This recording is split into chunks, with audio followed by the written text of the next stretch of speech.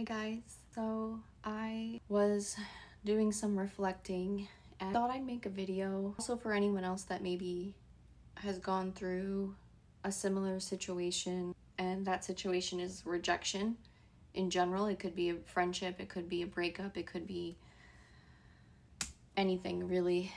I've come across the saying that rejection is redirection, and I went through a very brutal breakup, and it was pretty much like the most excruciating form of rejection I've literally ever felt in my entire life. And reflecting on that, and as time has gone on and I'm in my own healing journey and I'm going to therapy and I'm reflecting on just everything that's transpired, I have had so many revelations of my own that I don't know, today I felt inspired to share some things. So today I just wanted to talk a little bit about rejection and redirection. But I wrote down a lot that I've been thinking and feeling and processing, and so I'm going to be reading from my iPad just because I tend to lose my point sometimes when I speak about things. So rejection is redirection. I honestly used to hate it when people would say that. Even, your social media algorithm always seems to know exactly what's going on in your life, because that was a very prevalent quote that kept coming up in my feed. I don't know, it felt almost dismissive in a way. It felt like I'm just supposed to accept this reality and be like, oh, okay, yeah, there's better things coming, sure. And it just genuinely felt like those things people say to make you feel better about the situation when they don't know how to help you, which is very kind. But I think, like, when you're going through rejection, whether it's a breakup or you lost your job or you're losing a friendship or whatever it might be, sometimes you don't want perspective. Like, sometimes you just want the outcome that you wanted.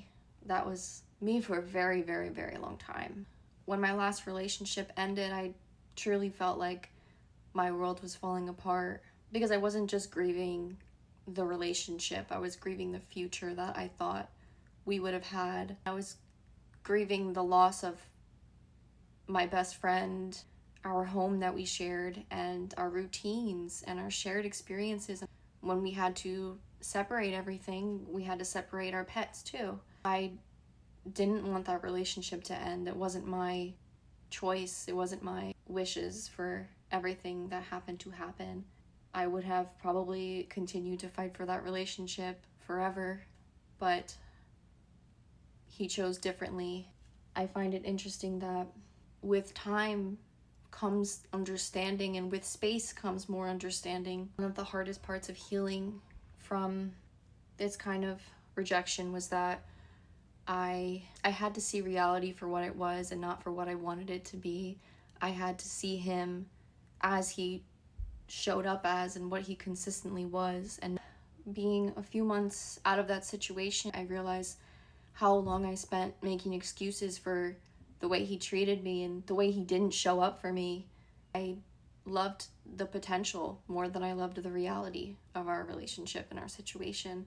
When I felt like my feelings were being dismissed, I made excuses.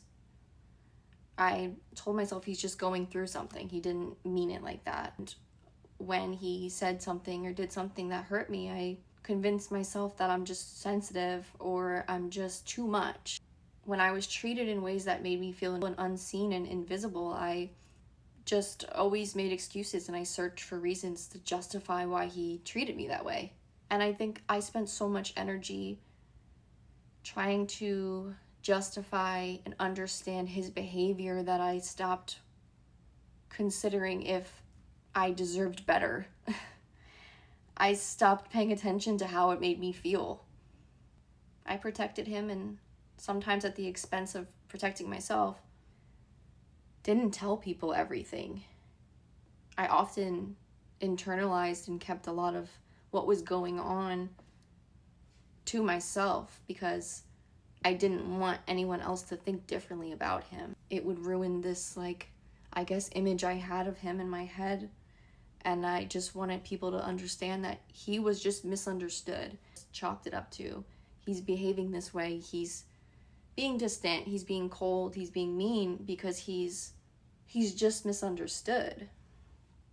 And he's going through something, so give him grace. That kind of philosophy that I was living by was getting to the point where I wasn't even telling my therapist everything. I wasn't talking to friends, I wasn't talking to family. Nobody knew anything. They only knew exactly what I wanted them to know, which was the bare information. I truly think I would have continued making excuses for him forever. But in the end, there was so much lying and betrayal and so much devaluation of me as a person and what I thought was special in our relationship. It was just all devalued and dissected to the point where I was having a lot of trouble continuing to make excuses. But don't get me wrong, I tried, because even after the breakup, we spoke for like 3 months after the breakup, because I think every day I was just hoping that he would explain himself away enough where it would justify everything that he did and everything that he said, and it would make me feel better, and somehow, we could work through it. And when he was no longer in my life, I feel like it was really then and only then that I could no longer make excuses, because I no longer have his voice to justify everything. I have nobody to make me question my reality, which, yes, is a good thing, yes, but I feel like I had no choice but to sit with what actually happened instead of hoping that he was going to say something right, like something that was going to make it hurt less, something that was going to make it make sense, something that was going to justify it. And I think sitting with that was the hardest thing I've probably ever had to do. And accepting that was the hardest thing I've ever had to do. One of the hardest realizations I've come to is that even after everything, I still begged him to stay. I was just so desperate for him to see my worth, and I wanted confirmation that everything I felt was special was really special. I needed him to confirm that it was real and it was special and it meant something. I just wanted him to see me so bad. I wanted him to love me so bad. I think I would have spent forever trying to convince someone of my worth, or trying to convince him to stay.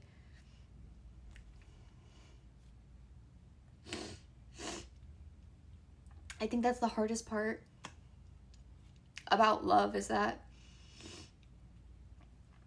what you give isn't always returned. And I've learned a lot from that relationship, which was that I could really accept someone for who they truly are, almost to a fault. I will see the good in you no matter what you do, no matter what you say. I will be your biggest supporter. I will protect you and protect your image at all costs. And trust me when I say that's part of my lesson with rejection being redirection, is that I'm now being redirected to what a major takeaway from that relationship is that you gotta stop making excuses for people. Don't let your love for somebody blind you from your reality. I think one of the hardest things I've had to learn, but also the most just eye-opening lessons I've learned from this rejection, was that for a long time I felt like I was too much. And I realize now that I wasn't asking for too much at all. I was simply just asking somebody who wasn't willing or capable of meeting me where I was at. And I've had to make peace with that. There's no amount of loving somebody that's going to make them choose you. There's no amount of love that will make someone treat you right if they're not willing to. There's no amount of love that's going to make somebody stay if they're not willing to. If they want to leave, you have to let them leave. Rejection is redirection. Even if it's not the outcome that you wanted, I think I'm finally realizing that there's some validity in that. I think that it's been hard, but I think things do get better. I think there is better out there. I think there is. I think rejection really teaches us lessons that we wouldn't have been able to learn any other way. And for me, it taught me to stop making excuses for people just simply because you love them. Love shouldn't require you to ignore your reality. Love shouldn't require you to prove that you're worth loving. And the biggest lesson that I've learned from this entire experience was that I will never beg someone to stay in my life again. If they want to go, I have to let them go. Because healthy relationships aren't about convincing somebody to love you, that you're worthy of honesty and kindness and respect and effort.